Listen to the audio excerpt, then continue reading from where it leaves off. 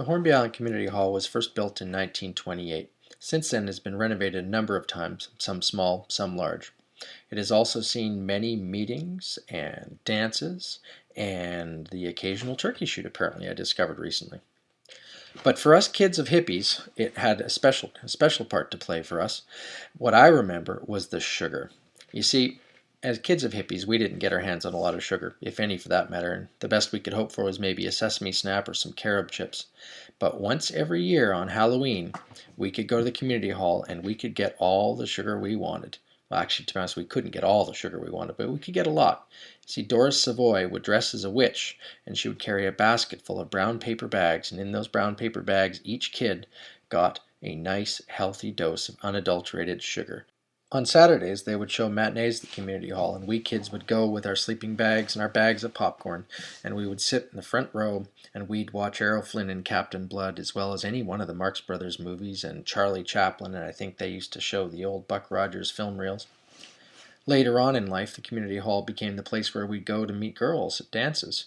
Well, we'd meet the same girls at dances, because there were only about 10 girls and 10 guys on the island at any given time. In fact, it was at the community hall where I first had my heart broken. The community hall also performed the function of the island's gymnasium. On any given night, you could go up there and you could hear the sounds of a floor hockey puck or a volleyball bouncing off of its walls. Another function of the community hall is for meetings, countless meetings, ratepayers meetings, Islands Trust meetings, probably hall committee meetings, you name it, the meeting could probably take place there. So the community hall is many things to many people, and very important to all of us.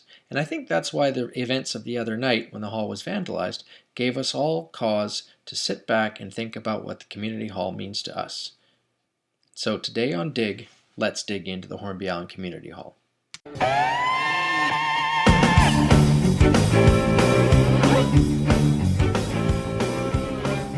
Hey everybody, welcome to Dig on CHFR 96.5, your community radio. Dig is a bi-weekly program where we dig into various island institutions, and as I said, today we're going to dig into Community Hall. I got a chance to speak to some of the people out there who helped build it, as well as some of the people who manage it, and I thought you'd like to listen in on some of these conversations. First off, I spoke to Judith Lawrence, and I've got to let you know, by the way, that I'm doing these recordings from home via telephone, and the technology is not perfect. So if you think you hear a ghost in the background of this one, don't worry about it. It's okay. It's just a bad recording. Hello, is this Judith Lawrence? Yes, it is. Hi, Judith. This is Tig Cross calling from CHFR. We're doing a show this week on the Community Hall, and as you've been intimately involved with the hall for a number of years now, I wonder if I can ask you a few questions. Certainly. Okay. Judith, when did you first come to Hornby Island? I first came here in 1967 as a summer visitor or summer resident. Mm-hmm. I think at that time there were about 120 people here, year-round. And did you go to the old community hall for events, like see a few movies in the summer or any of those things? Yes, I did. Yep. I went to the what was then a box, the typical community hall building, a boxy little building. I think it was 1928. Mm-hmm. I'm not quite sure about that, but anyway, that was long before it became what it is today. Yeah. And then you moved to the island permanently in 1990. Yes, I did. Okay, and since that time, at some point you got involved with the hall committee. Could you tell me a little bit about your role and the role of the hall committee and the building itself and what it means to the island? Okay. Well, the hall actually belongs to the community. It doesn't belong to the regional district, which some people perhaps think, but we do in fact own the hall and some of the surrounding land around it. We do that through the auspices of HIRA, the Hornby Island Residents and Ratepayers Association. So, and then it gets some funding from tax monies, not enough to maintain it completely, but enough to give us a core funding basis on which to work. But then it's administered by a 5-person committee of people who are elected at the annual meeting of HIRA in March. And then that committee are responsible for the maintenance and the running of the hall. Right. And here's a question for you that may be a little contentious, but the modern community hall, my memory of the community hall, dates back to, I guess, when my first earliest memories were of watching Saturday matinee movies there in the mid to late 70s. And at that time, we didn't have the New Horizons. The library hadn't been built. There was no Joe Kring clubhouse. And the hall seemed like a much more central part of the community. It seemed to be one of the, other than the Thatch Pub, it was the place where the community gathered. Do you think over the years maybe it's become a little less relevant to the community? Well, I think there was a period of time, because one of my goals as chair of the committee is to bring back that sense of community ownership of the hall. And I think there was a time when we were a bit more too concerned about whether the floor was shiny and polished every week, and whether the place looked clean and neat on the inside. And we forgot that, in fact, as a community hall, it should be used by the community as much as possible. So I'm hoping that we've come back more to that concept. But of course, because there are costs involved in running the place, we charge rent, and not everybody likes that. But I'm afraid there's nothing to do about that. Yeah. Is there a sliding scale for depending on the nature of the event? Yes. And also, I mean, if it's a school, anything to do with the school, then we don't charge any rent at all. Right. If it's for some other organization or a cause, the committee has to deal with that really on an occasion basis. So we're always open to requests. We can't always meet them, but we try. Right. And over the years, there have been a number of changes in the building, small and large. But one of the ones I really noticed when I came back was that the giant rocket, sort of Buck Rogers rocket stove that Tim Biggins had built for the hall had been removed. Could you tell me a little bit about why that had to happen? Well, that was a very sad occasion for a lot of us, those of us who knew the history of it. And that was purely a regulatory thing. I mean, the stove could not be given the approval that's necessary to have a wood-burning appliance in a building, especially a public building. And there was nothing we could do about that except replace it, and it was a regrettable thing to decide. Yeah, that is too bad. And in the capacity and the continuing maintenance of the building, are there any sort of looming crises on the horizon that the community should know about and start fundraising for? Well, we hope they're not crises, but we certainly are working towards putting in a new septic system, which reflects both the regulatory situation these days with regard to septic systems and the age of the one that's in there. And then the roof is always something we keep a bit of a nervous eye on. We've had to do some repairs on parts of the roof because, of course, one of the signatures of that roof are those beautiful old hand-cut shapes, and we don't want to lose that appearance. So we have to do quite a bit of maintenance on the roof. Right. But then lately, of course, the vandalism episode there, which is a first. We've never had anything like that happen in the hall before. Yeah, so could you tell us a little bit about that? Sort of maybe take us through a step by step of what we think happened and how that's going to affect you guys. Well, last Tuesday night there was a heavy fairly heavy snowstorm and a lot of wind. And somewhere in the middle of the night, in that snowstorm and that howling wind, a person, and we believe it was only one person, judging by the footprints that we found around the building, went to the hall and did some rather serious vandalism. They took a large piece of wood and threw it through the door, the glass in the door of the storage building, and smashed the glass. They took a very large rock and threw it through the window of the round room. They smashed 3 of the 4 corner windows, which again is the signature of the hall, those beautiful pointed corners on the building, and then went into the building and took a fire extinguisher and sprayed the entire interior of the building with foam, which when it dried turned into powder, a rather sticky powder, which has left a residue all over everything in the building, the walls, the ceiling, chairs, the floor, the lot. So, oh, man. Yeah. And then we think the person left that building and went to the ballpark and broke the windows there. Yeah. And the sad thing I've heard from the guy that looks after the ballpark is that night he had actually left the door open because the fire was going and the power was out, and he didn't want to lock anyone out if they were looking for a warm space. And unfortunately, the person who did all this stuff just threw something through the window before trying the door.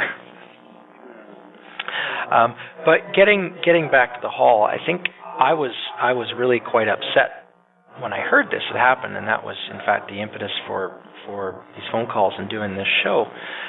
I'd like to think that this person, maybe if they knew some of the history about the community hall, would have not used it as a target for whatever they were going through.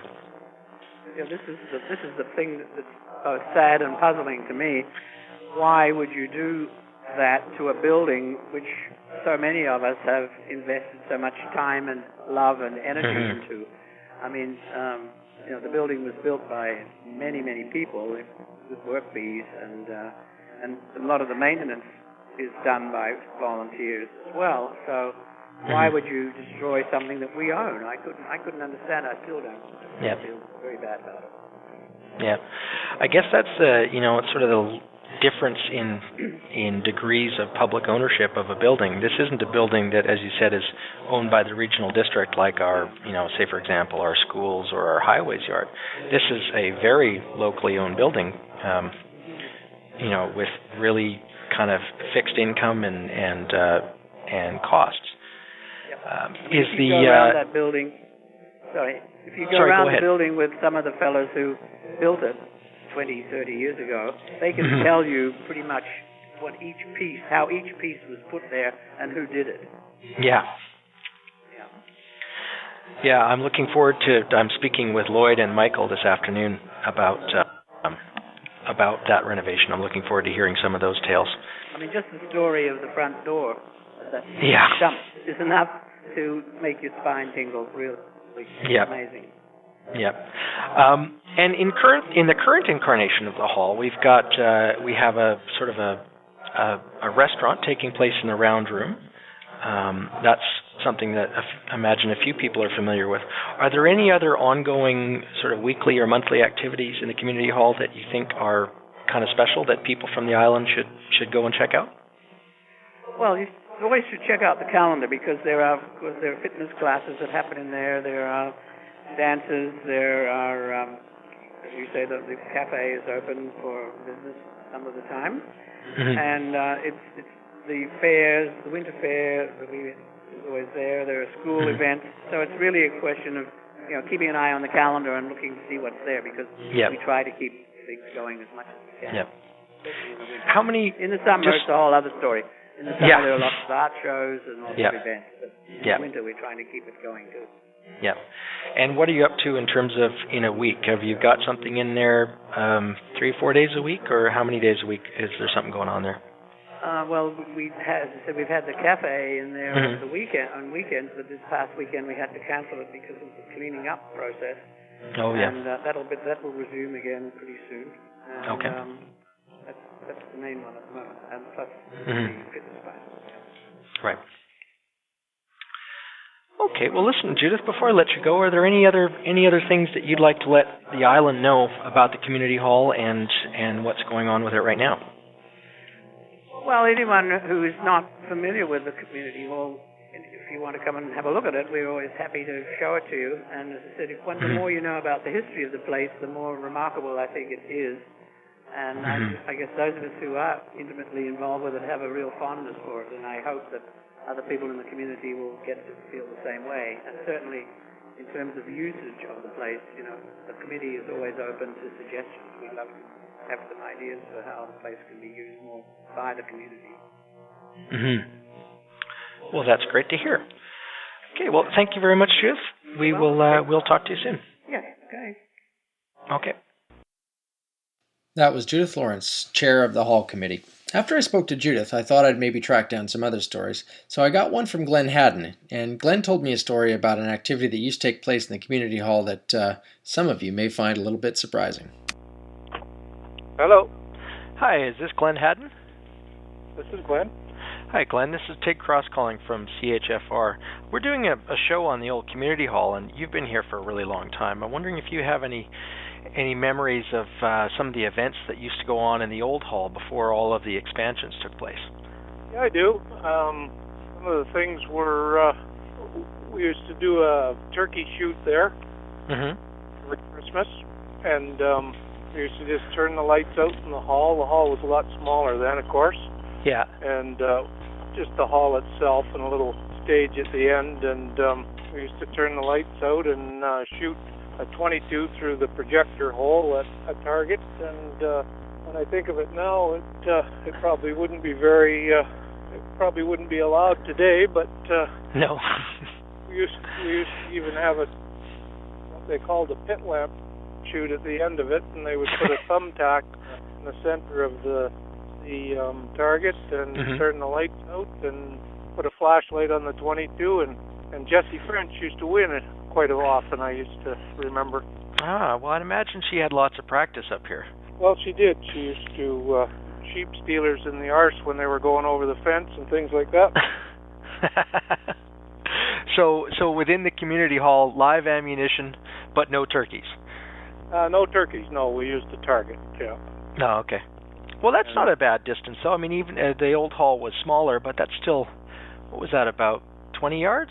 Well, the thing is, when they turned the lights out, they used to tell us kids to stay still. and I guess you did after seeing that. Yeah. Well, that's great. You know, my dad told me when he first came to the island, I think that was still going on, and I guess that would have been in the early 70s. So not that long ago. No. Yeah. Okay, well, thanks so much, Glenn. Oh, you're welcome. Okay, we'll talk to you later.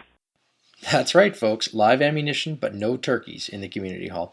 You know, after talking with Glenn, I got to thinking that maybe we should bring that tradition back. It sounds like kind of a good one, especially the pit lamping part. I think there's a few guys on the island could do pretty well in that kind of competition. After I got done with Glenn, I gave Dale DeVost a call because I heard he had a pretty good tale of wood and hijinks that had to do with the community hall.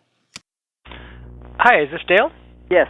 Hi, Dale. This is Tig Cross calling from CHFR. I'm doing a little digging into the community hall. Do you have any stories you could tell me about your experiences when you guys were working on that big renovation back in the 80s?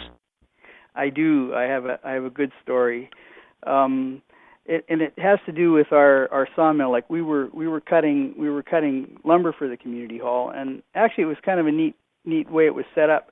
Like people would donate trees. Like even if you had one or two trees, you could donate it, and the highways department, totally on the QT, would come and get the trees, and they'd bring them into the gravel pit. And we had our sawmill set up in the gravel pit, and we were milling the lumber, and people were volunteering, on the mill.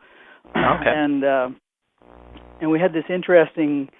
At the time, our sawmill, in those days, it was called the Cosmic Cowboys. But anyway, we had this interesting little game going on with the guy from the Department of Forests, because they wanted us to scale and grade every log and file all this paperwork, and right. And we just weren't doing it, and so. And in the end, so because that was wood from private land, there would have been no fees attached, anyways, right? There's no stumpage fees attached, and right. and so it was a lot of paperwork as far as I could tell, and Brian agreed, for no good reason. Right.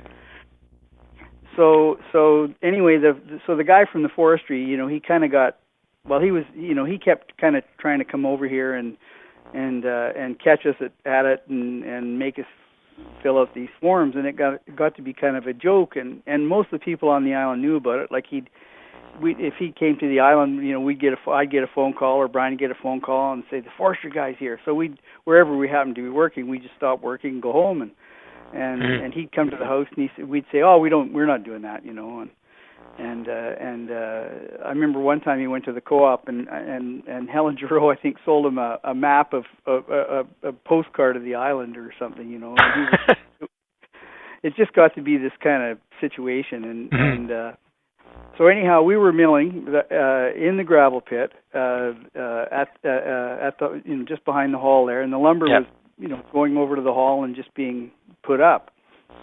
And the guy came on the island, forestry guy. Mm-hmm. And I got a phone call. Brian was running the mill at the time, and I got a phone call saying the forestry guy's here. And I thought, oh my God, if he goes to the hall and all this lumber's there already, he's going to hear the sawmill from the hall, and we're done, and we're in trouble. And so I got in the car and headed up to the hall, and as I drove up to the hall, here he was standing outside, and Ernst Schneider was there. Ernst was running the job at the time, and he's already in Ernst's face, and I just ducked my head down and kept going. And what was happening was he's yelling at Ernst. He said, "Where did this lumber come from?" And all of a sudden Ernst, became Dutch, and he couldn't understand the question anymore. And so and in the meantime, Ernst and somebody else was fortunately Brian was sharpening teeth or something, and so the mill wasn't running.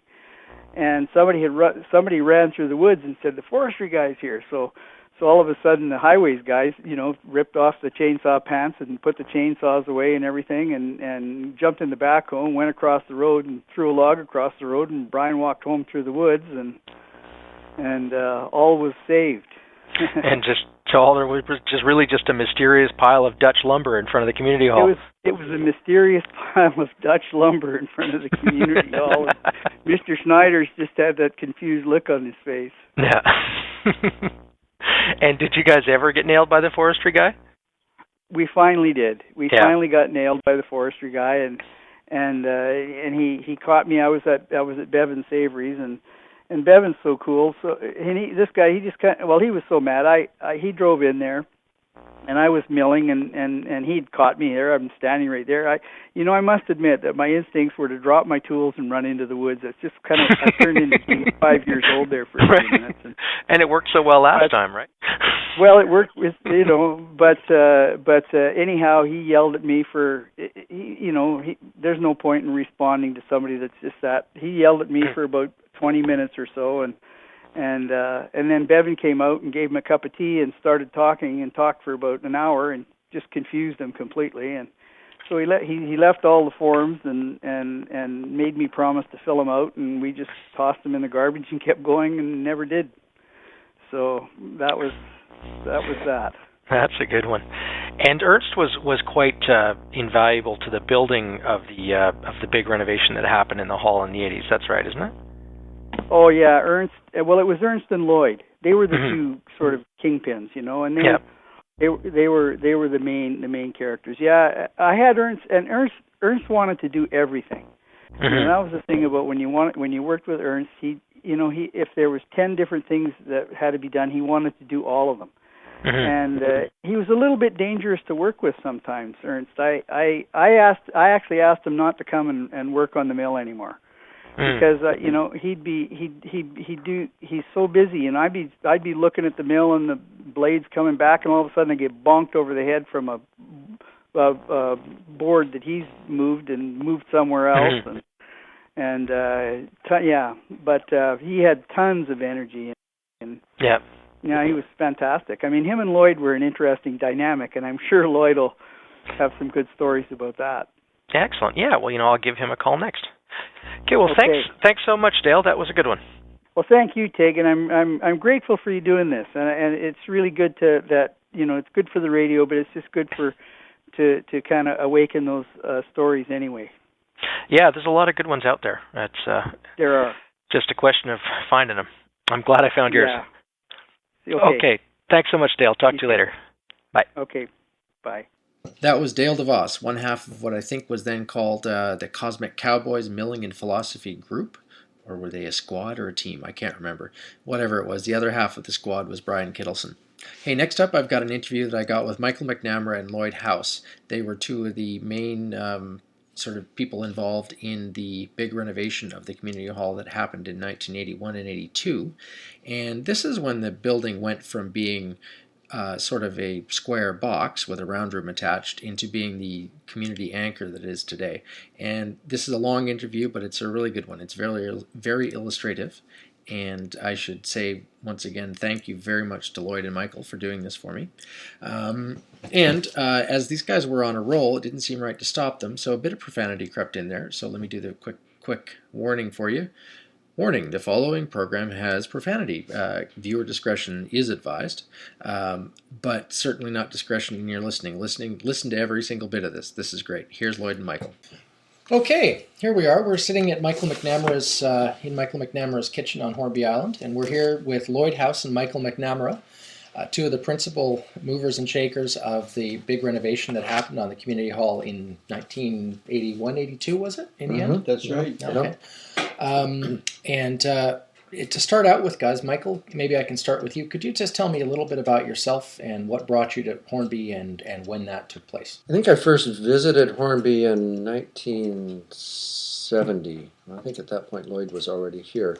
I came up to Vancouver from Portland, Oregon, as a war resister in 1969, and I was working for Arthur Erickson's architecture office in Vancouver. I got there late in the summer, and so we were working away, and I was thinking about skiing. Of course, that brought up Whistler. So I met Bo Helliwell at Erickson's office there. We got talking skiing. We went up to Whistler and got on the ski patrol for the winter on the weekends. And while we were there, I met Deb Wyndham and Dean Ellis on the ski patrol. And they kept talking in the spring about this amazing island that they had just visited. So this would be like April or into May in the spring. And they're talking about this incredible island. And we'd been visiting Vancouver Island, going over to the west coast, and it was, knew about this great environment over here. And they're talking about this weird builder on Hornby that was building houses out of driftwood, and it was just an amazing place.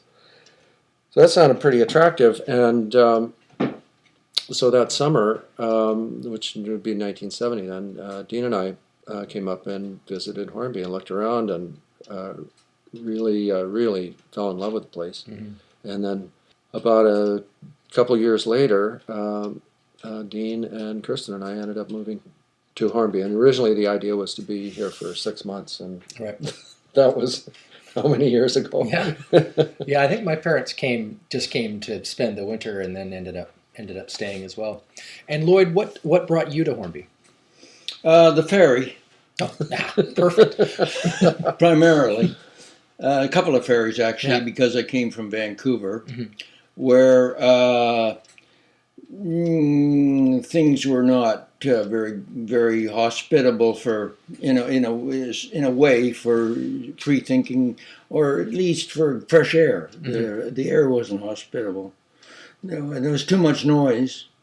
And the general psychological ambience of the place was not really suited to the raising of healthy children. Mm-hmm. And I wanted to get those two kids out to the country where there would be a healthier environment for them. They wouldn't be raised in a city milieu. So we started looking and came across Hornby Island and seemed to fit the need. Came to the place, and very shortly after that bought property, and then moved here, and that was the winter of '67. And I remember the crocuses coming up on Hornby Island in January, so that would have been January '68, I guess. Yeah. No crocuses this time of year. No, not this one. Well, okay. They're starting. Yeah, are they coming up? Yeah. No, okay, I haven't been looking. Yeah. And when you guys both got here, the community hall was here in its old incarnation. Could one of you tell me a little bit about what that building looked like? Maybe Michael, you could go ahead with that one. Well, it's kind of a brown box, so I remember it. Yeah. Very simple frame building. Nice sign on it that said Community Hall. It was pretty simple. It had obviously been added on to maybe once or twice. There was a kind of an anteroom that had been added onto, and a sort of kitchen stage area. A very simple building, wood frame, cedar siding, shake roof. And it was, there was one funny thing about it. It had there were a couple of 6x6s on the outside with holes through the walls and cables that went across the... Yeah. Remember that? Yeah, they hold it together. Hold it together. And it had turnbuckles or something on them. if you wanted to play, volleyball or ping pong or something in there, you could slack off the turnbuckles and take the cables down. Right. Of course, you had to remember to put them back up later, or things would happen. Wow. Yeah, actually, I remember that when there was a trampoline that used to come to the island. Oh, right, because it was the school gym. Yeah, because that was its other function, was as the school gym, and there was a trampoline, a great big trampoline that used to come, or it seemed big at the time. And I remember the trampoline would go in and get set up at the hall, and it would spend a couple of days there. I guess it was School District 71 maybe brought it over. Yeah. And until they figured out that they should maybe take those cables down, the first thing we all wanted to do was jump and grab onto the cables and swing off them. And then I think some of the bigger kids, after the cables were down, then the roof was the obvious target. Could you make it to the ceiling? Well, that's how those footprints got there. Yeah, it was about 10 foot, wasn't it? The ceiling. Well, no, it had a peak to it. It must have been higher than 10 feet, because if you put a trampoline in there and then bounce, you would have hit your head pretty quick. Probably 12 or maybe 14 feet. Okay. It's the same height as it is now, isn't it? Probably. Yeah, because we used the same. Same ceiling. Yeah, that's right. It would be. Yeah. We just kind of curved it. Yeah. So is there actually any of the material from the old building, do you think, is still in there? Oh, yeah. Oh, yeah. Okay. Sure. That's good to know. Yeah, the floor. All the rafters. And the rafters. And that original building was built in 1928? Something like that. Yeah. Yeah. And it was a community project, even then, volunteer project. Yeah. And so this was the building that we had. It served the community well, as you said. It was the school, it was the movie theater, it was the meeting hall. I found out from Glenn Hadden it was the shooting gallery. And I attended one of those. No, did you? It was a turkey shoot at Thanksgiving, I believe. Yeah, that's what he was saying. There wasn't turkeys. Yeah. And when the shall we call them hippies? What are we going to call this mass of people that arrived, this new generation that arrived on the island? They were hippies. Hippies. Yeah. Well, when the hippies arrived, bags. much to the chagrin of the old-timers, a young hippie by the name of Wayne Nyberg took the prize. Oh, really? In the turkey shoot, yeah. That was a bit of a shock. Damn, that hippie can shoot. I think my dad, I don't know if it was during a turkey shoot or maybe they just had a regular schedule thing. I think he won a couple of times, but I don't think he qualified as a hippie. And then after that, then there was a real marksman came to the island. Not long after that, he was a national rifleman's champion target shooter. And he came with a wife, and she was a school teacher for a while. And he didn't seem to do much because I guess the school teacher was providing the income for the family. And so he was just sort of wandering around, and they decided to make a contribution and open a teen night because the teenagers at that time had nothing to do. There wasn't anything for them to do on the island. They were bored spitless. Yeah. So he was going to have a teen night at the school, which he did. And first thing he said, now you've got to realize hippies are very sexually liberated people. I mean, the sexual revolution was going on. So one of the first nights, he told the kids that they were a bit young yet, but eventually sex would come into their lives, and it would be really good for them to know about how to protect themselves against pregnancy and so on. So he gave them their first lessons in how to how to avoid pregnancy. Well, word got back home that on the first night when their sons and daughters had gone to this teen night, the officiate had taught them how to avoid pregnancy, and the local barkeep. His name was down at the Spit. Was that Jack Parnell? Jack Parnell, yes. He stood up at a ratepayers meeting and said, "He's teaching our kids how to fuck and not get caught."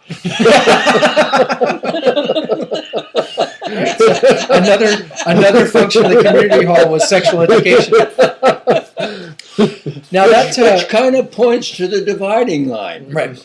Between the old generation and the new. Yeah. So it would have been fine if he taught those kids of the old timers how to shoot, but teaching them how to have sex without getting caught was a no-no. Very bad idea. Yeah. Yes, I guess it maybe hurt a little more when the teacher happened to be a head marksman for Canadian team or something, something of that order. Yeah. So yeah, that was the building. I don't quite know how to recover from that. So that was the building, and then throughout the 70s, it continued to be used pretty much in that shape for any number of things. Mm-hmm. And in those days, well, in the early 70s, when I got here in 1971, and I guess it was probably pretty much the same for a few years before that, although there was the trickle of incoming population was there. There would have been, 150 people on the island? Something like that? Year round, yeah. When in 68, there was about 250 permanent residents. Yeah. There was a 6-car ferry, I think, at the most. And they were all lamenting the departure of the 2-car ferry. Yeah. Right. And but boy, did it swell quickly. I mean, once that back to the land movement kicked in.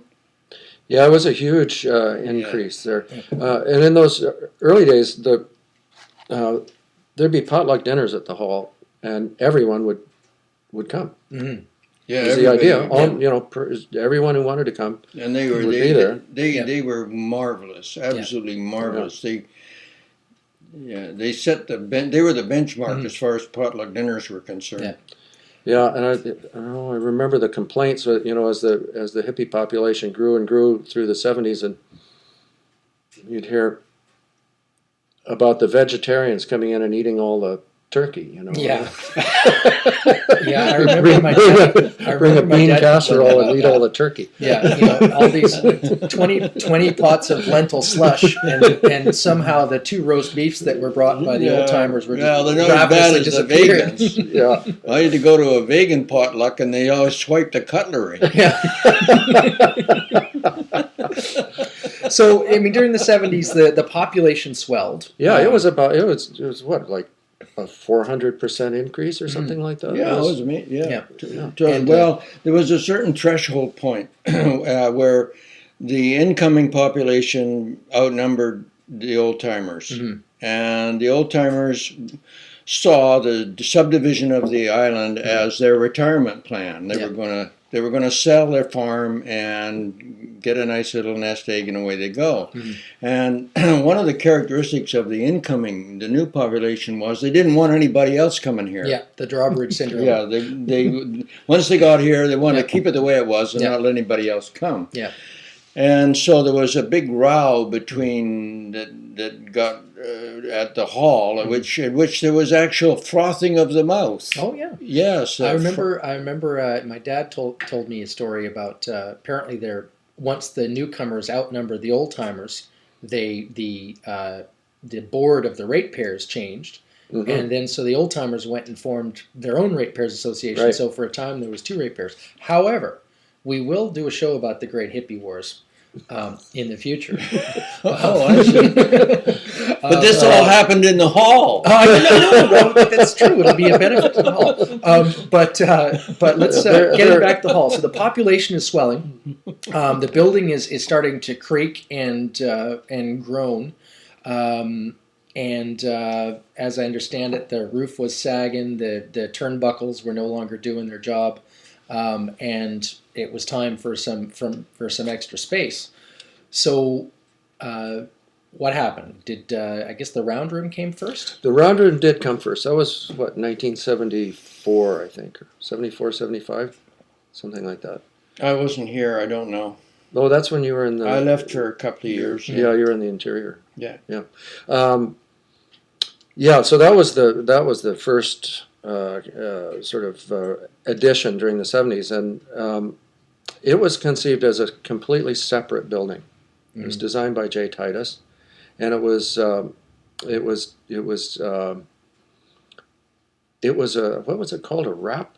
Was that a RAP grant? rural something improvement. Rural improvement or a RIP grant maybe or something. Yeah, it was a provincial grant for sort of underemployed rural areas, and you could dream up a project and hire all the unemployed hippies in this case. Mm-hmm. So there was about probably 20 or 30 people that worked on the building of the round rooms, all done with collected stones and driftwood and stuff. It was a lot of fun, and it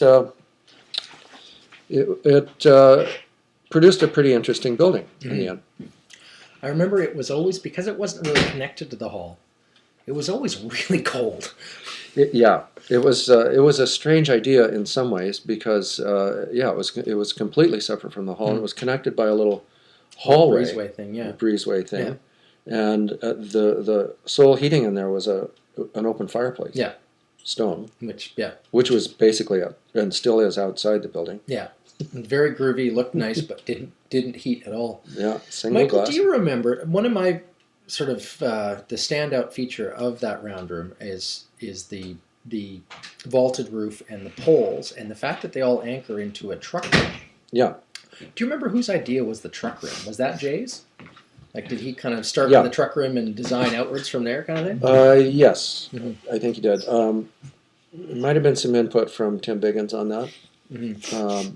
But yeah, there's a truck rim in the center that all the poles go into, and then that's the compression ring, and then there's a tension ring on the outside of there's a cable that goes through all the poles. That wraps around the whole thing. And it keeps it from... Tell us about the fights. It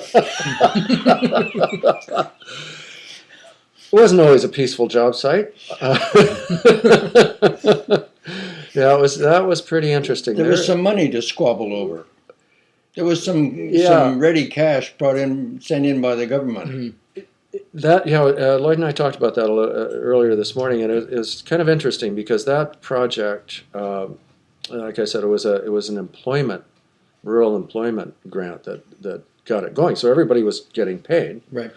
So you got 20 or 30 hippies, and they're all getting. There was no real economy on the island for the newcomers. Yeah. And this was a source. The government was the main source of income. Yeah. With grants of one sort or another. Right. Yeah. And the government was anxious to buy off the young people. Right. Because they were potential obstructors of the raping of the planet. Right. Got to get those hippies on side. Yeah. So keep the young people quiet. They were in a revolutionary state. They were agitated with wars and whatnot. Mm-hmm. So give them grants and shut them up. Yep.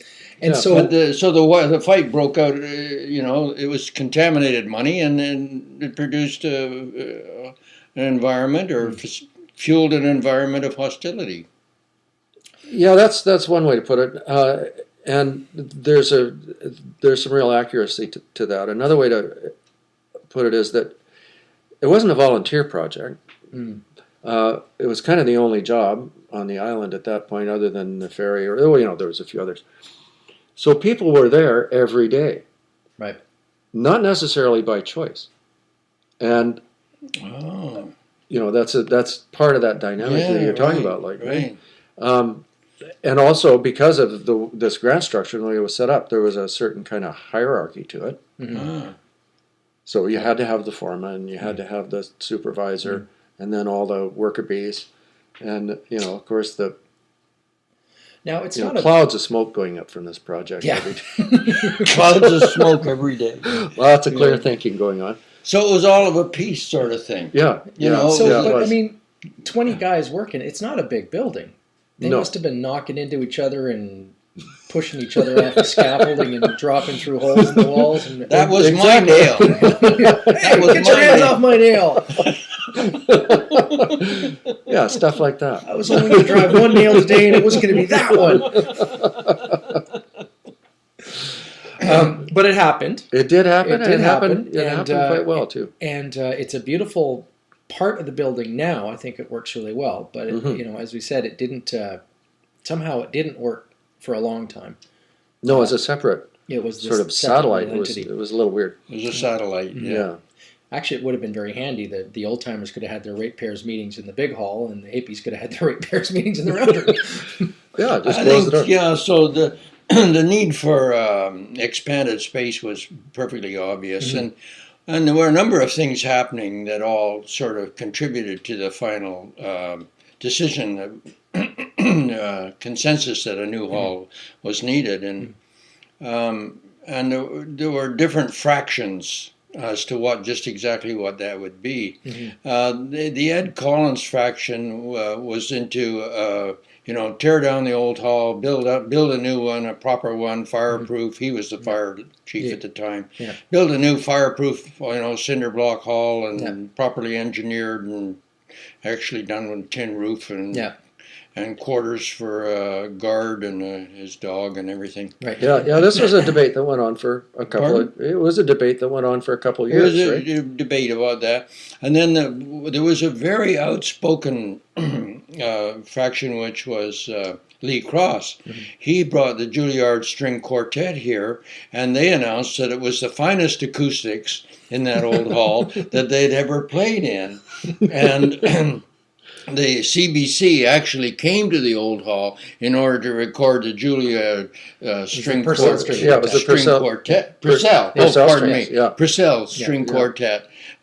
Because the acoustics of the old hall. So, and no matter what anybody said, Lee got up and said, "Well, whatever happens, we mustn't. It would be a terrible crime and a shame to lose the acoustics of this building." Right. But it's kind of hard to change a building without changing the acoustics. Yeah, right. But that's where he stood, right? Yeah. And everybody had to listen and was listening to that. But the groundswell was rising. Groundswell of dissatisfaction with the old hall. Oh yeah, it was too small. It was cold, and for lots of reasons didn't work. Plus, it was failing. Structurally, right, it was falling down basically. It would fall down. Yeah, it was starting to look like an old barn. The ridge was sagging. The walls were going out. It was. So there were meetings called. Yeah, but this discussion about whether to build a new, just out with the old, in with the new, tear down the old thing, build something new, went on for, as I remember, 2 or 3 years, and Lloyd, I think you kind of nailed it on the kind of the crux of what that debate was about. So yes, it was acoustics, and it was also just the nostalgia of this old building that had been voluntarily built in the first place. In the first place, and well loved over many decades. Yeah. And eventually, that's sort of consensus. Was recognized. How was that consensus arrived at? Was this a ratepayers decision? Was this no? It was Big Island brouhaha. No, a meeting was called. It was pretty informal, and Lloyd, I think you had a big part in calling the question on that. Who, me? Yeah, you. Well, that's how I remember. Well, I went to the meetings like everybody else, but there was a real movement in that direction. It was a groundswell. It was building. Groundswell of discontent. There isn't enough room. Everybody couldn't get in for some of the things that were going on. And when they'd have a dance there was hardly room to dance because you couldn't sit around and dance. There wasn't room to sit and have people sitting and have a dance too. Yeah. And so culturally, it was just needed. Yeah. And everybody knew it. So there were I recall some public meetings being called in which the old hall was filled with people discussing what to do about a new hall. And then finally there was a major, serious meeting where we're going to deal with this issue. I guess that's the one where we were talking about earlier, where Roger Trimble. Everybody at that meeting, everybody was talking about it, and everyone agreed. There was no question about it. Everyone agreed that there had to be a new hall, and but there was no reconciliation between the brand new hall's cinder block and rebuild or fix the old hall. That wasn't really much of a talk in that line, but the preservation of the acoustics, and how important that was. And at that meeting, Roger Trimble, who was, I believe, the lead hand on the Room to Grow, He was, yeah. Oh, okay. And the Room to Grow was a really big success. Michael was, I think, one of the leading characters in the Room to Grow building, weren't you? Yeah. Ernst Schneiders and I designed it, and we actually, it's interesting because we kind of worked out a way, because we didn't know how we were going to get this thing built. And there's a whole. We should probably do the Room to Grow as a separate thing someday. But just to clarify, the Room to Grow was the additional school building that was built with island effort in order to accommodate the huge amount of new kids on the island. That's right. A group of parents got together late one spring and realized that there were going to be more kids coming into the school the next fall than there was room for. And so I had a meeting with the school district, and they said, well, there's nothing we can do. We could get you a teacher, but there's nothing we can do about the building. We can't get any more portables. And it was Tim Biggins that stood up at that meeting and said, well, if we provide the schoolroom, can you provide a teacher? And they said, yeah. Right. And so we said, okay. We've got a summer to build a building. And so was the Room to Grow and the for lack of a better description, the cooperative model, was that the model that then translated into how the hall renovation was done? Or it was, yeah. And the model was basically, you've got a building committee that gets the idea of how this is going to, works out the design, kind of gets it organized, and at the same time organizes the volunteer crews for each day. But you can't do it all by volunteer. You need to have somebody on the site who's there every day, who's getting paid to do that as well. That's their life for the pushing it along. Yeah, pushing the whole thing along, keeping it organized, being a foreman, organizer, straw boss, the whole works. So in this case, that was Roger Trimble. In this case, was Roger, and Roger's was a journeyman carpenter and worked all over the place. And he was ready there with his skills. Yeah. And so did that lend him some credibility? Because we were talking about there was a meeting at which Roger Trimble stood up. Did that lend him some credibility for an overarching statement that people listen to, or what's going on here? That's right. We were just fresh out of the Room to Grow project, I think. Yeah, I think the whole island had a tremendous sense of self-worth and independence because here, no money from outside. We built our own schoolroom. We did it ourselves. It all went beautifully. Yeah. There was no squabbling or anything. It just really went well, and everyone was pumped up by it. Right. So when that meeting was called about a new hall, everybody was already pumped up with what we could do on our own. And Roger was, I think, really loved his place in that process of working with volunteers, and he was really quite keen for it. So when that meeting was called, everyone was in agreement that there should be a new hall, and when then near the end of the meeting time, I guess, after the meeting was coming to a close, and in order to Roger got up and closed it, and he basically said, well, I pledged to build a new hall. That's my personal pledge, to see that a new hall gets built, and so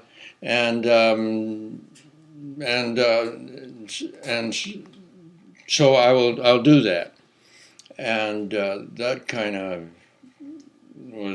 came out of the blue, and someone else stood up and said, well, I know some people that would dearly love to build a community hall. And I thought, well, what's this, Where's this looks going? like it's all taken care of. No worries. Ed Collins wants to do it. There's somebody out there that would dearly love to do it, and Roger's already grabbed it, and he's going to do it. Right. So it's all taken care of, right? And everybody was kind of taken aback by the way that all the problems had disappeared. And Except what to actually do. Yeah. Yeah, so, well, you know, I think here there's something to do with the fly now, pay later syndrome. And Roger certainly flew at that meeting. And when it came to the pay later thing, he never showed up because nothing happened. Right. And a year went by, and the desire for a hall was plain enough. Everybody wanted it. The wave was still standing, you might say. Yeah. And I wasn't doing anything and thought, gee, you know, this everybody wants it. Maybe we could do it now. So I went to those areas of contention, and namely I went to Ed Collins and I asked him, would you mind if I got the hall thing up and running? And he said, no, he didn't mind. And then I went to Michael and said, Michael, would you have any objections if I got the hall thing rolling? And Michael said, no, he wouldn't. No, that'd be fine with him. And Roger somehow or other had disappeared into the underbrush or something, left the island, I don't know what, but he didn't factor. I didn't have to go and ask him. So there were all the fractions had disappeared, and a new meeting was called, and at the new public meeting that was called, it was agreed that a committee should be formed, and it was pointed out in order to quiet and Lee Cross that we would rebuild the old hall and preserve the acoustics. Preserve the acoustics. And sorry, go ahead. And the meeting went really, really very well. And one of the things, I mean, it just took right off, actually, like a rocket. And I remember one of the things that was said at that meeting was, we're not going to take any government money. Right. No, we're not going to apply for any, and if they try to push any on us, we're not taking it. And the other really remarkable and wonderful thing was, and everybody said, nobody's going to get thanked. Really? Yeah, now my memory on that's a little bit different. It's the same in that both of those things were decided and very consciously decided.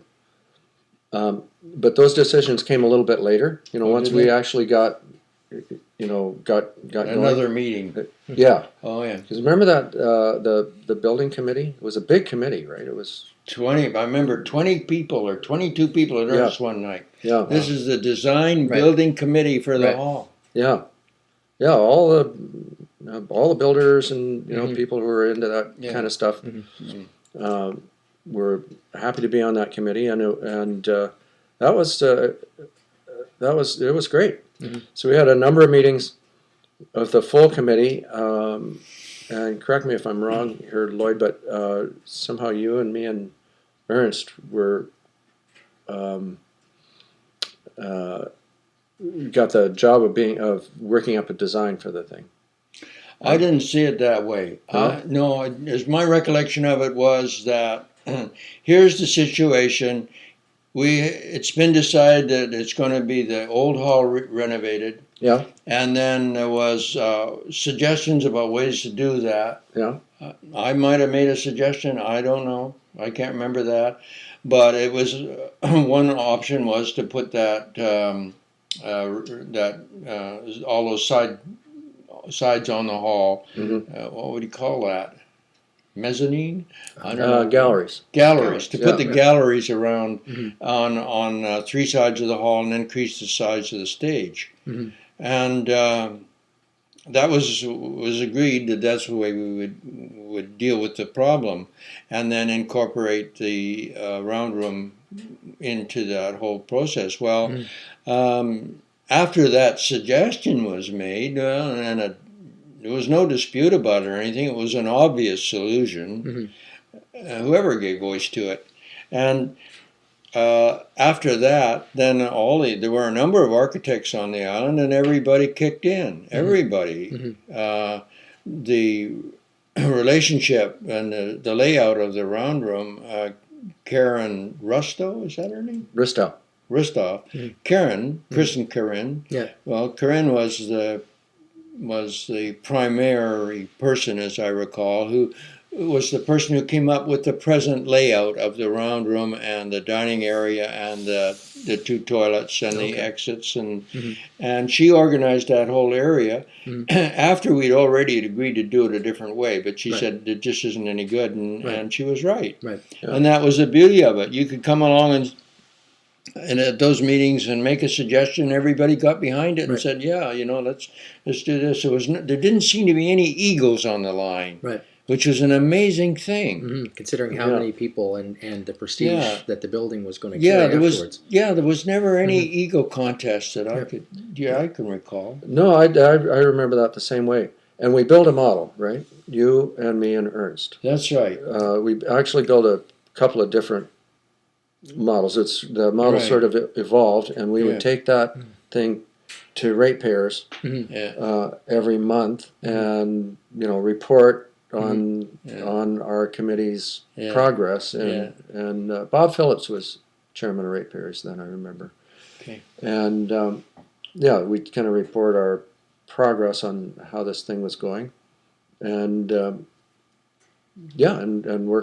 within our own committee. Was there a complete and finished design before before a saw ever came out, or was there a little bit of exploratory building and then mind changing? Well, we had to work certain things out with the model just to get started.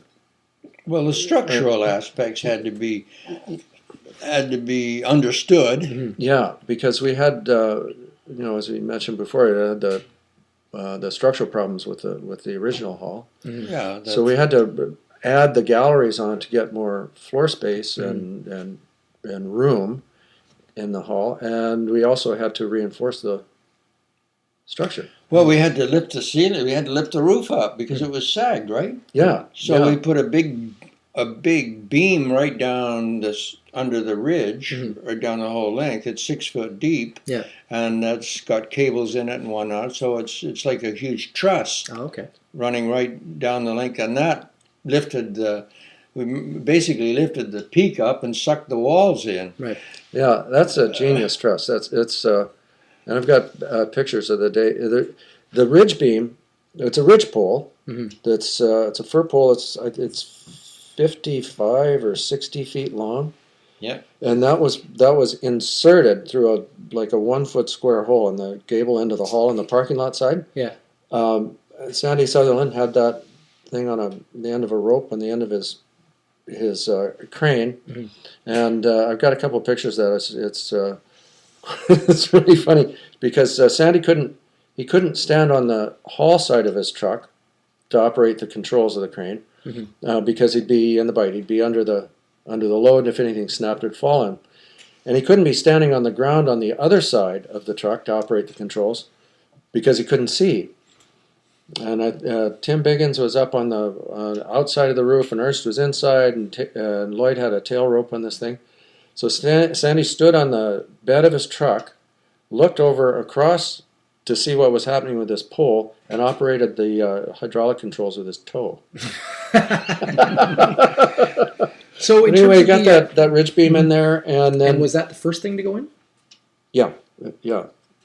The first thing we did was support the roof and truss the two ends, the end over the stage and the other end, so that we could tear the walls out and add on the galleries. And then that pole structure went in next, right, down the side. That's it. The gallery structure went in. The beams under the gallery, the ridge truss, the beams under the gallery, supporting the gallery. The old building walls are still inside. At this point, yeah. I think we got to go, okay, so that's what happened. But before, the very first thing that happened on the hall was, after the plans and the whole thing was set up, the first thing that happened was that big log was put up as a doorway. And did that happen before anything else? That happened the very first thing. Oh, okay. Yeah. Well, let's talk about that. That's the giant cedar stump. Right. Okay. Well, what happened was Bo Haley. We're starting, right? And Bo comes up to me and says, "Lloyd, you better go check out this cedar log out in Halliwell Park." He said, and I said, okay, so out I go. And there's this huge log laying on the beach. And I said, looked at it and said, boy, there's the doorway. Mm-hmm. And that's because in Stanley Park they had a huge cedar you could drive your car through. Oh, okay. Right, and I thought, hey, this I immediately I had the vision. Mm-hmm.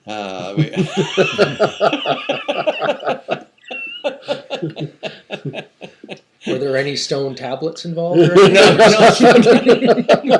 No stone tablets.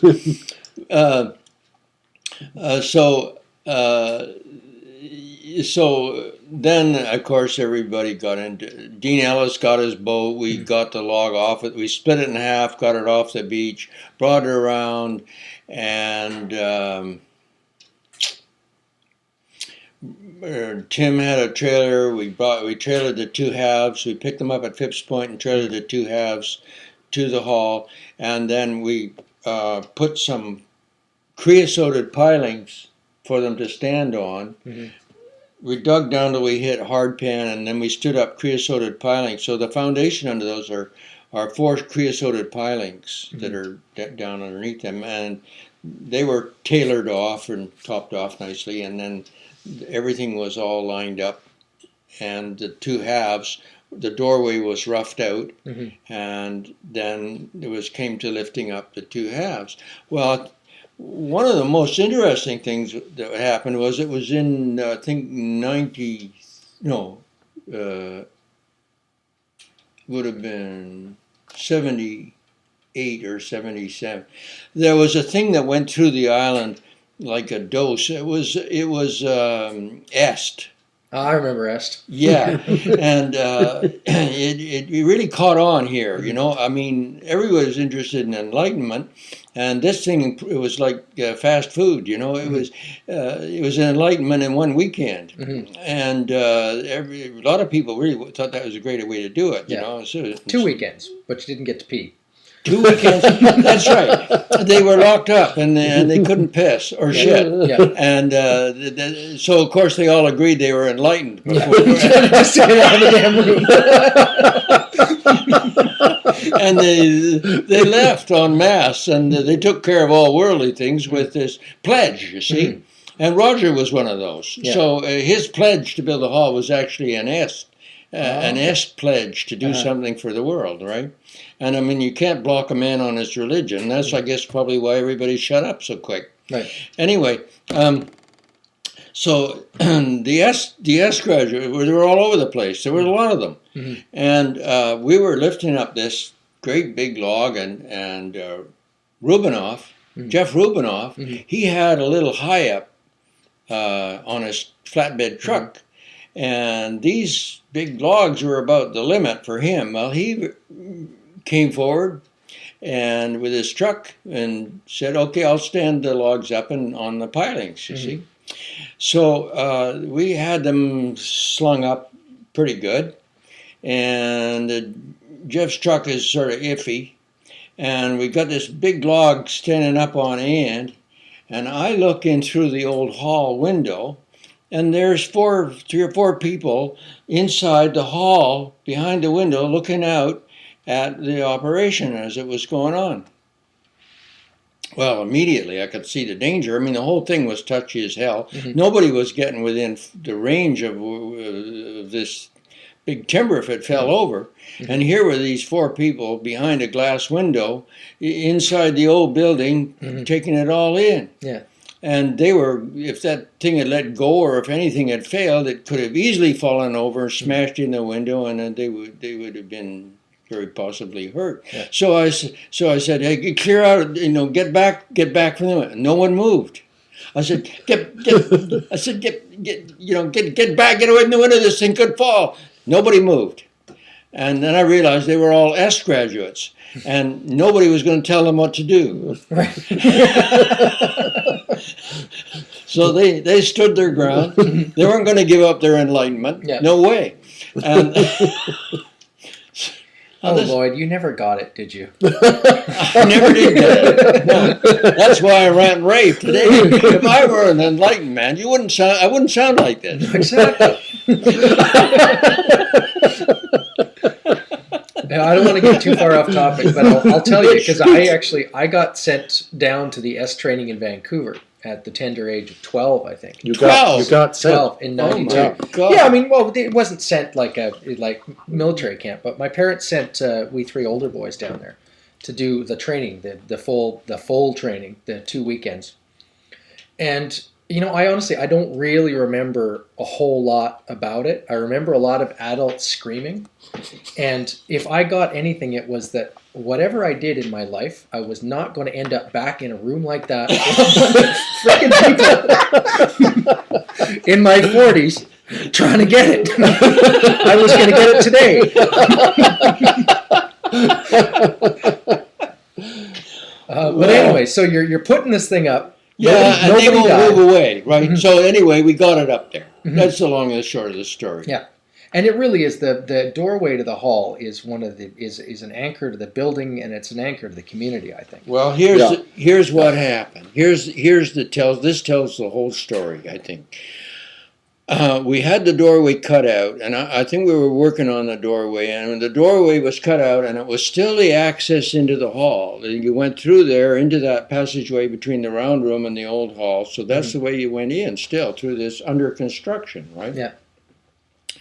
And Annie Mackay was coming through with somebody, and I was standing there, in construction mode. And as Annie went by, I heard her say to her friend, "We're all on a journey, and we don't know where we're going." Mm-hmm. And I thought, this is fantastic. We are all on a journey. That we incorporated everybody on the island. Mm-hmm. Yeah. We're all on a journey and we don't know where we're going. And that's what that log did. Mm-hmm. It said, hey, this couldn't be in plans. Yeah. No. There's no plan here. No. We don't know what we're doing. We're just doing it. Yeah, hey, that looks like a good idea. Yeah, it was terrific. Yeah. Yeah.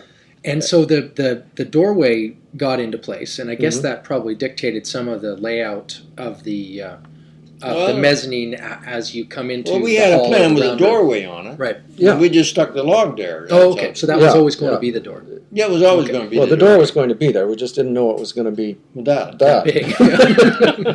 We should also say that here's the community hall. It's the living room, the gymnasium, everything of the island community. Well, it was, and we started in the fall, didn't we, or summer? Anyway, we were building year round, and it was wintertime. The only place to have fundraising events was in the hall. Right. And we had decided before starting the project, as Lloyd said before, that we're not going to go after grants. We're not taking any government money, even if we could get it. So we're doing this thing by ourselves on our own hook, and so we better have potluck dinners and bake sales and dances and whatever, and they all took place in the hall while it was under construction. Yeah. Well, it was under construction. Which I guess would have kind of dictated how you went about the actual construction, that you needed to keep the building workable it open and livable. Yep. Yeah. I hate to give bad news to everybody that's listening, but the fact is that was a golden age. It was. It was a golden age on the island that particular time because that's not bad news. Mm-hmm. No, that's good news. That's good news, yeah. It was a golden age. Mm-hmm. And there was something happening in the hall every weekend in the way of it was just unbelievable. And everyone on the island was participating, whether they were actors or musicians or quilt makers or whatever they were all busy, and they were all planning an event for the hall, and the hall kept perking. Yeah. One of the most outstanding instances of that was we were quite well into the building. I think is this the theater? The old building had been gutted out. Mm-hmm. The theater group? Yeah. Yeah. Yeah, that's an example of how you get the spirit gets going on something like this, and it draws energy to it in a way. Yeah, I got to say that. Michael's already said it. So, but what are we talking about here? The theater group. You're in construction, and what happened? Well, here's what happened. word had got out that there was something happening amongst, I guess, I don't know how, but anyway, a theater group that was touring the world. These are professionals. They were from Denmark, and that was their home country. And they had been to South America, and they were coming up the West Coast. Yeah. And these were general professional people, and they were giving workshops. And it was an interactive type of theater where they involved the community. They went into a community, and then they made their theater out of the community. Okay. That's what they were doing. Yeah. And this workshop was about that. It was about an interaction between theater and community. Well, we didn't know that. We just knew that there was a theater group that wanted to come and do a workshop in the hall. Right. And I was asked about could it be done? And I say, oh, they're making a big mistake. They don't know how bad it is here. So I said, oh no, the building's all in pieces, and the word came back, they still want to come. And I said, oh, do they know? And I got on the phone and said, hey, you realize how bad it is? The stage is all got scaffolding on it. The main floor and is all covered with boards, and I'm working on the back end, and so on and so on. And they said, oh yeah, well, that's fine. I said, well, you know what you're coming to is you can come ahead. So they did. And they then began to work their magic on the island. It really was magic. They did workshops in the school. They had adults coming and doing stuff with it, and they did it all in the hall. And they did it in the hall. And there I was up on the scaffolding, right, with some other fellow. And we're working on some at the end of the hall where the projector is. So I'm working up there, and down on the floor up near the stage end are this school going on, acting school, the people workshop thing going on, and they're working on the Lord's Prayer. And it goes something like this. Now, their object was to get beyond their normal reach emotionally. That's what they're trying to do. And the vehicle they're using to get beyond their normal emotional sphere of operation is the Lord's Prayer. So it goes like something like this. Our Father, who art in heaven, hallowed be thy name. That sort of thing. Right. It was all in the emphasis. Right. Well, it was in the emphasis, but it was also off the edge when it came to emotions. And I'm trying to work in the hall, right? And I thought, these guys are putting me on, This isn't really happening. They're not going to get me. Well, the very fact that I was in opposition to them meant that I had been got. Right. And that's what they did with the whole community. Right. They just wrapped everybody up in their theater, and it was just fantastic. At the end, they gave a performance and donated the money that was raised to the hall structure. Nice. It was out of sight. It was just amazing. And these are parallel to what was going on physically in the building as well. They played off stuff that was happening around them. Yeah, they played off everything that was happening in the community. Yeah, I remember that their final performance. The hall's full of people. There was an old. It used to be where the stage is now. There was a kitchen door because there was a kitchen back there. It was still a regular sized door, and the stage was all full of stuff, so you couldn't use that. So they were using the kitchen as a dressing room, I guess. And they were, among other things, they were stilt walkers.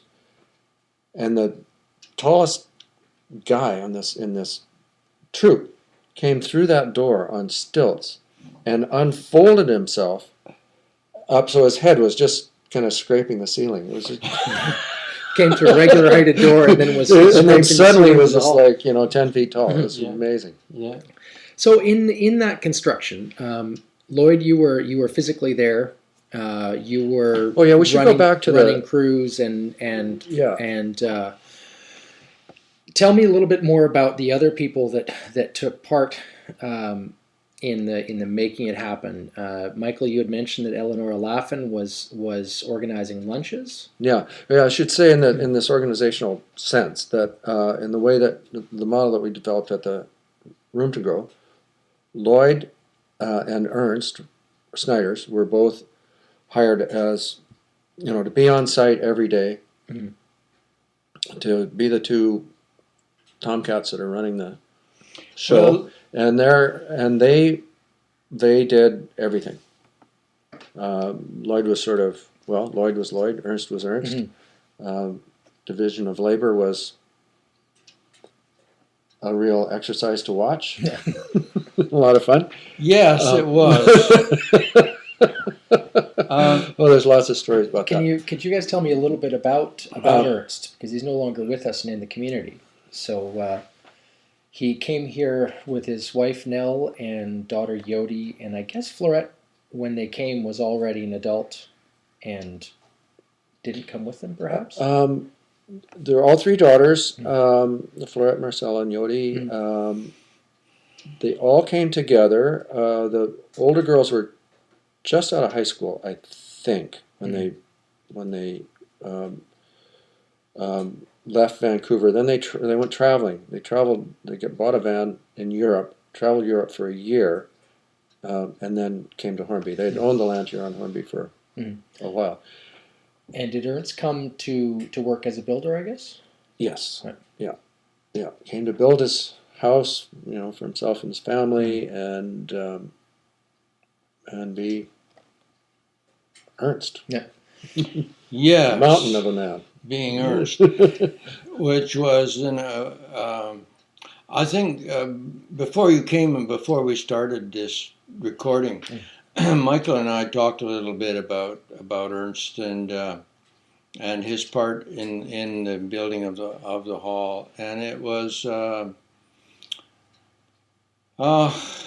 gosh, it's hard to put into words, but we both agreed that we loved the man.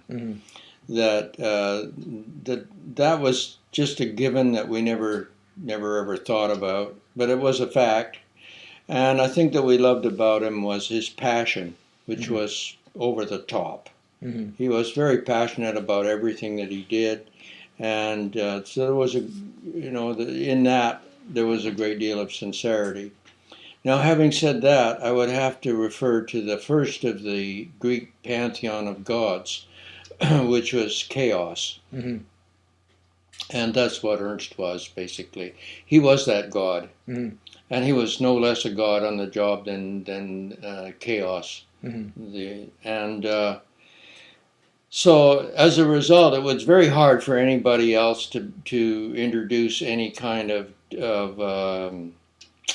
conflictual dynamic into the building, because Ernst had co-opted that position. And as a result, it's a strange dynamic, but as a consequence, there was a sort of war of the gods going on. Because I also thought I was God. Ernst didn't question it with himself. He had You both agreed, but on two different things. Yeah. There was no way that we could not relate on that level. Because deep within ourselves, that's what we knew ourselves to be. Right. And so, being creators and all. So there was no way out of it. A god, this war of the gods, because chaos was at war with Athena. Would that do? I don't know. I'm not sure that Athena's quite right for yourself, Lloyd, but we could go with that for now. Maybe we could find a Norse god analogy for it. So in any case, you and Ernst are on site all day, every day. Yeah. Fortunately, you've got a model to work from, and you're not actually hammering out the details of what's going to happen. Oh, yes. We are hammering out the details. Oh, the details are literally being hammered out. We got the principles worked out. Oh, yeah, we knew. The committee's word was law, right? It was going to go the way they said. There was no doubt about that. But there's something else that is very primary to this. That there was it was agreed that volunteers would make the lunches, and it was my job, as I think in some way given a key position, although I don't remember anybody saying that, but when I would go home at night and call the volunteers out for the next day. Right. And this is the most amazing thing. This is the kind of thing that communities dream of. I mean, they dream of it. Idealists idealize it and therefore destroy it. But the fact is that if I made 7 phone calls, 5 people would come. Right. Now that's phenomenal. That's pretty amazing. Never got any. There never was a word of anger or frustration I ever heard on the telephone. And before I picked up the phone, I would consult my motives. And if I couldn't say to myself, this person's life is more important than anything I want or anything that is needed, then I wouldn't phone them. I wouldn't until I felt that way, and that was easy to come to because it made a lot of sense. Yeah. I was asking the volunteer free of guilt, not come because you're under pressure from us volunteers to be one of us. Right. None of that. Right. Your life is more important than anything I want. Then I'd phone up, and the first thing I would say would be something like, I'm here with an offer you can easily refuse. Right. And the fact is that tomorrow we need someone with your particular skills in framing or someone. And it was never a burden to be calling out the volunteers. I always felt like I was offering them an opportunity if they wanted to pick it up. Everybody received the message that way. And there was never, ever in that project a time when there was anything but people happy to be there, happy to be doing what they were doing. Yeah. At any time, and that was what I would have to say was, I'd never heard of it. I'd never heard of it. Volunteer jobs at that time, I was told, had a high failure rate. Yeah. People reach a pressure point. Well, perhaps I'm getting a little bit ahead, but we reached that point, and it was September. And the hall was 7/8 done. Okay. And this would have been September of 1982? Yes. Yeah, 82. That's right. And the hall was 7/8 done. It was only a small part to be finished. And I called Michael. Michael was head of the hall committee. He was the guy that I reported to every night and told him what was what. I think it was understood that somebody had to be in charge. That you can't have 2 people in charge. If you get 2 people in charge, you get a contradiction. And so I believe I was singled out as the person in charge. Right. So I called up Michael every night and told him what had happened on the job because he was the chairperson and he should know. He shouldn't get phone calls from somebody and not know. So I made sure he knew what was it that happened during the day, and kept him informed. Now we reached the point where when I was calling people out, nobody was coming. Right. So I called Michael and I said, Mike, the labor force has dried up. The volunteers are just not volunteering. And this was September. And I said, it's sure understandable, it's September, everybody's getting squirrely and wanting to pack away the nuts and get the firewood in, and there's just no end of jobs and they just don't have time. What do we do? And we said, well, we reasoned we can have a pep meet, and say, come on, everybody, let's get out there and get it going. Or we can just tell them the truth. Well, we said, let's just tell them the truth. So we just told everybody, hey, you quit building the hall. That's all. Right. Next time I phone, I got to volunteers up the yin-yang. I mean, it was just like that. Everybody said, oh, quite. Oh, right, I thought somebody else was doing it. Yeah. I'm doing it. Oh, okay. And Zamo, we went right through to finish. Yeah, that was a really interesting turn right there. Yeah. Yeah. So Yeah, it we literally basi- had kind of ground to a halt, Yeah, just yeah, stalled out. yeah. Well, and it's the time of year too. Everybody's got things to do, and visually the thing is pretty much there. Right. The kind of thing you might do in your own house. Yeah. Just say, well, I'll finish that later. Mm-hmm. But it was really interesting to face that question of whether to try to have a pep rally and somehow force that energy, or create the energy through whatever. But And I think that's that's kind of a theme that runs through a lot of island projects. They're all volunteer, and it seems nowadays there's any number of different organizations looking for volunteer labor on any given day, and it definitely seems like it's volunteers are harder and harder to come by. Not because fewer people are volunteering, but because there are so many more things that people are volunteering for. yeah. I guess in '82 the island would have still been probably focused on individual projects. We didn't have the New Horizons projects and the Heron Rocks projects and the bike trail building projects and the roadside trail projects and the this and that. So yeah, it's kind of interesting that you guys were able to just basically just point it out and say, hey, we haven't finished this thing. Now what? And it got finished. Yeah. And everybody turned up and turned. Let's talk about some of the. I've got a couple of questions about some of the sort of the individual design decisions that were made about the building. The thatch roof, which is beautiful, but presents all kinds of issues with weight and snow load and everything else. Whose idea was that?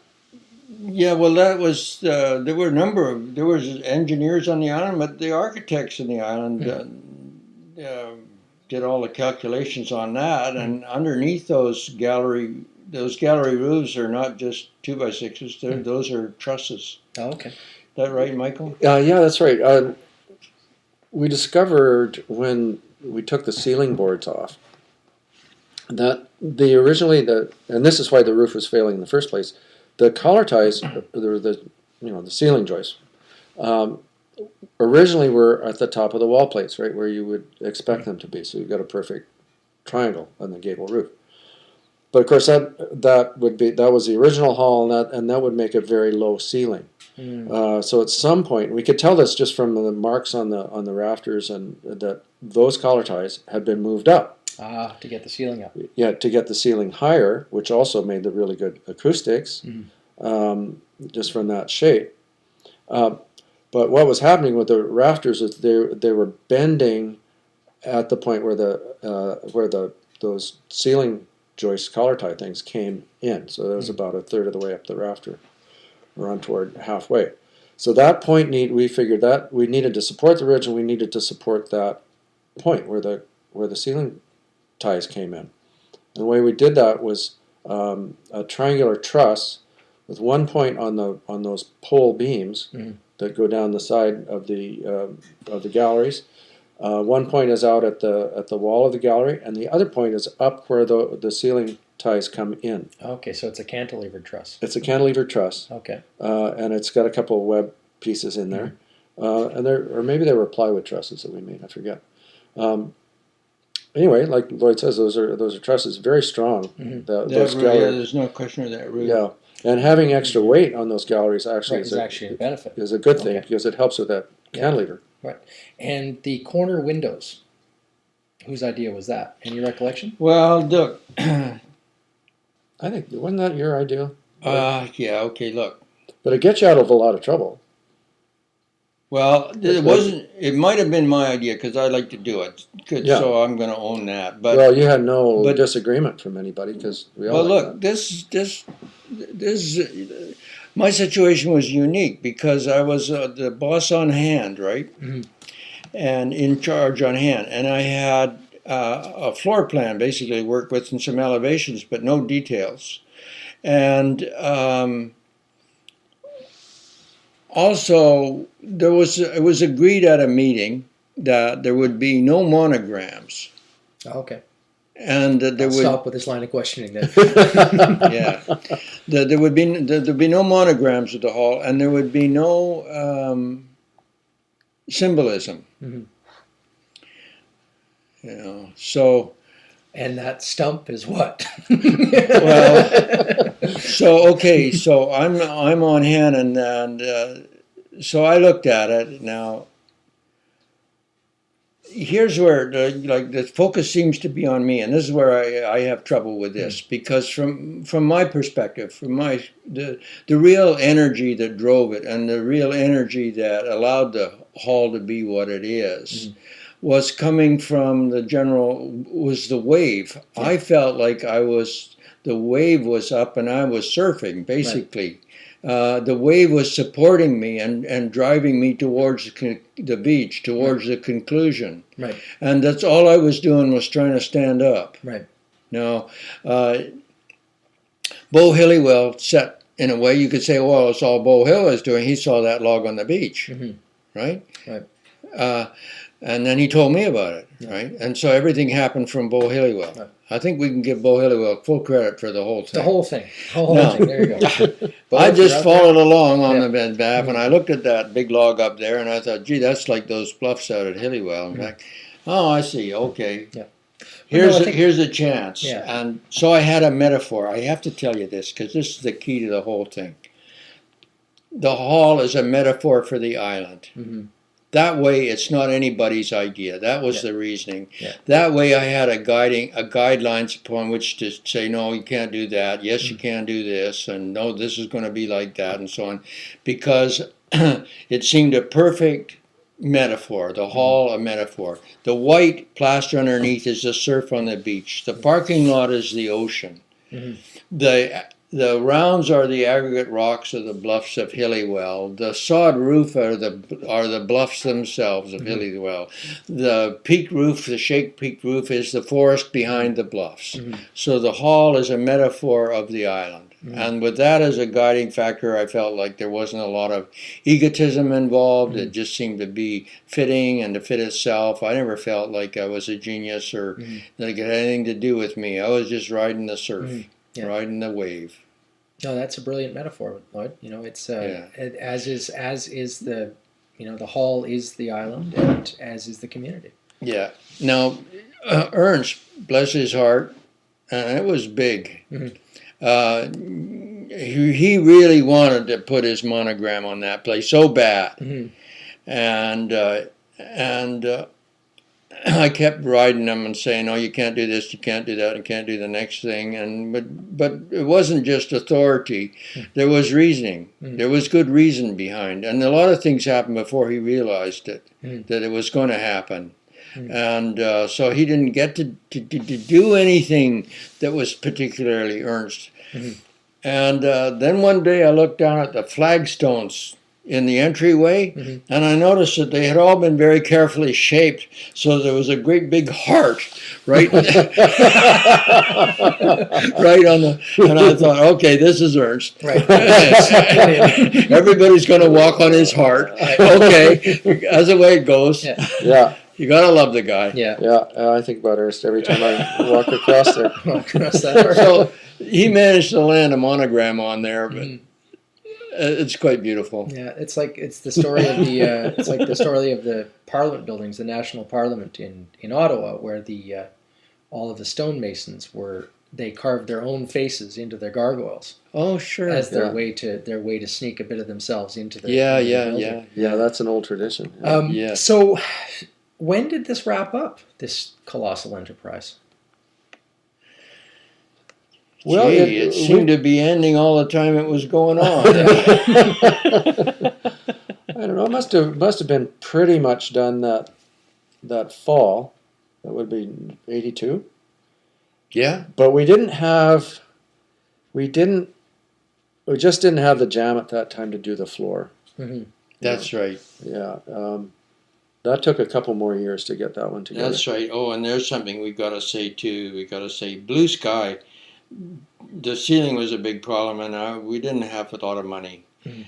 and I wanted to recycle some boards through for the ceiling, and it wouldn't have been very good. Mhm. And it was economy thing. And Blue Sky came forward and said, we'll put the ceiling up, and furthermore, we'll supply the materials. So that ceiling up there was all done by Blue Sky people, and they supplied the material for it as well. And when the floor came, again, I don't know, I kept saying, there was little money, let's make the old floor work. Well, the old floor was tired out. It was slivery and worn out, and there was nails showing and stuff. Old fur. And what happened then? How did the new floor come into existence? What happened? Well, I got talking with Norm Walton, and Norm had just retired from the. Norm was a forester, and I don't know if he worked for MacBlow or who he was with, but he knew a lot of people in the wood industry, and he knew somebody who could get us some gym floor, Eastern maple gymnasium flooring, at a pretty good price. Wow! Right.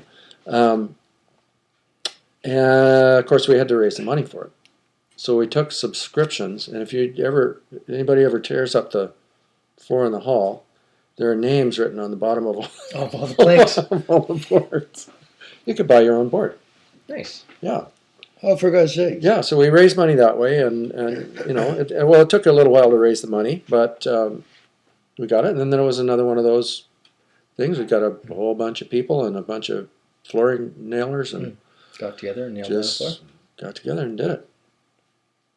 And it is a nice floor. For the longest time, I thought that was still the original floor because it looks very similar to the old floor that I remember playing floor hockey on. Yeah. So I guess that was really the finish as the hall as we know it today was when the floor went down. Mm-hmm. That's a couple of years later. Yeah, it was it was probably 2 years later. But that's a funny thing. I don't ever recall a big sort of opening day because the place never really closed. Right. Yeah, that's right. Right, just kept going. It just kept going, yeah. Remember painting the walls on the inside? Painting the walls, yeah, vaguely. I don't know whose idea it was or how that idea came up, but the idea came up to get a whole bunch of artists, painters together, and they couldn't just be a flat white. I mean, now they are a flat white, but the idea was you kind of amalgamate all the colors together, and if you get it just right, it'll be like you're looking at a white wall on acid or something. Maybe I don't know. Acid, yes. It was an amazing effect. I don't know. I can't remember when it got pictured. But what are we talking about? The walls were all hand painted. Was it a whole bunch of different shades of white laid on by different artists from the island with different ideas about what white meant to them? Yeah, very thinned down blues and yellows and reds. And, okay. Yeah, it was psychedelic. There's no question about that. Not violently so. No, it was good acid. Yeah. Just a little bit. And then, so since the hall was finished or unfinished, we've seen a couple of additions in the form of portables brought in, and but I would have to say I don't think any of those things really, they're not necessarily part of that main building. No, the portable, that was one of the portable classrooms that they just stripped the formaldehyde out of it and shipped it across the road.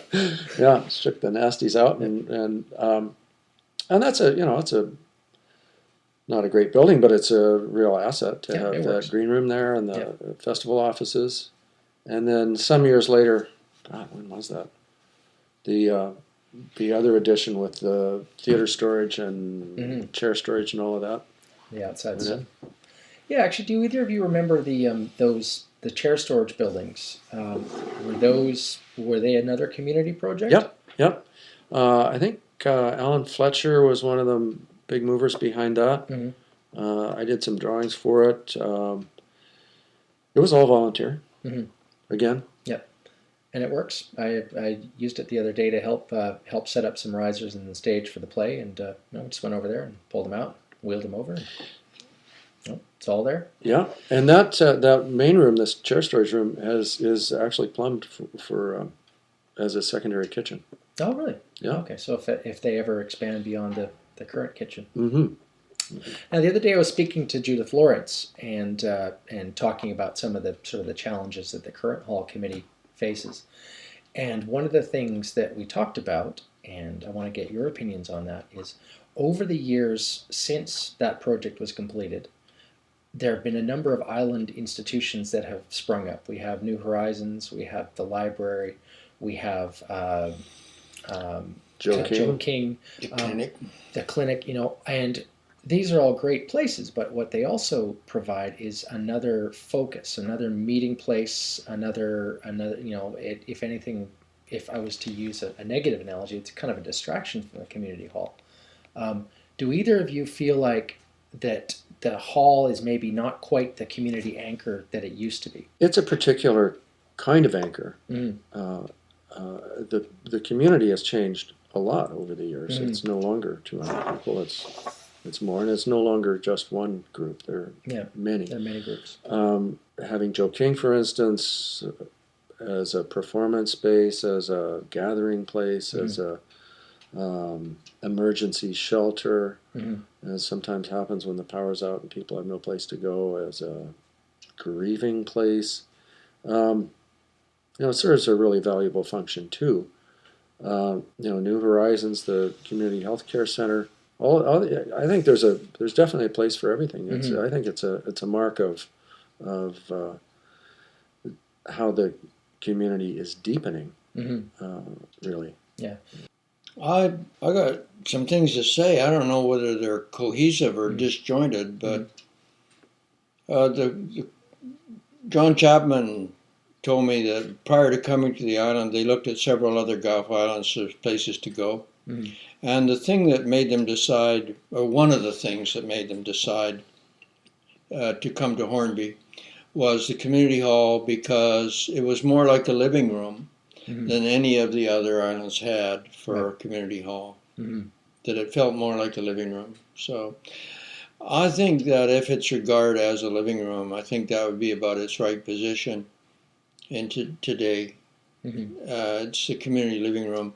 When it got damaged here just recently by that poor distressed individual that didn't feel like they were a part of anything or something, or wanted to be a part of it and didn't know how to go about it, whatever it is, I have an awful lot of thought to that building and what it would mean if it wasn't there, what it would mean to the island. I think if it is not the heart of the island, it certainly symbolizes that heart. And that's an important thing. People's lives have, like at the time when the hall was started, the computer was a new thing in the world. There was no real internet happening much at all in '82. When I came in '67, there was no television. At least none of my friends had television. Anytime you could drop in on anybody and get an interesting discussion about just about anything, because that was the art of life, was to be able to come and have a discourse, drop in and talk about poetry, philosophy, art, politics, anything. Sports, didn't matter, different countries. It was a really active kind of social life.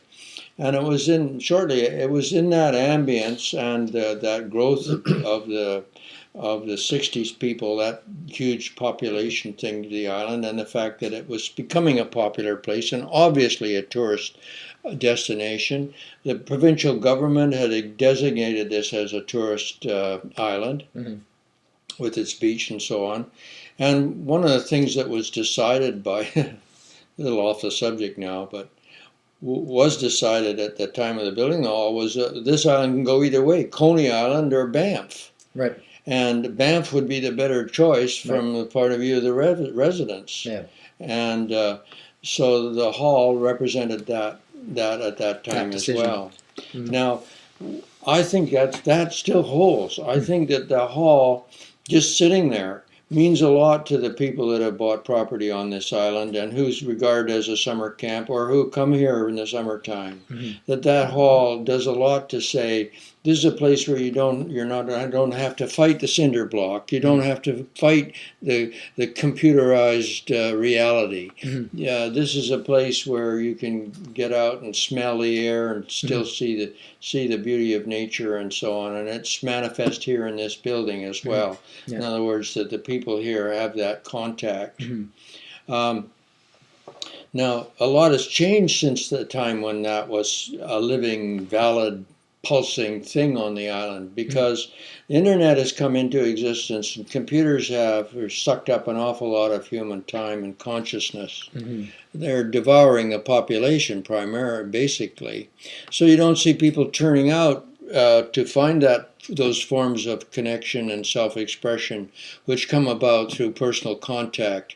Contact is being made technologically through Facebook and all these kinds of things. People are living in what was to me a horrible thing when I first heard about it, as a virtual reality.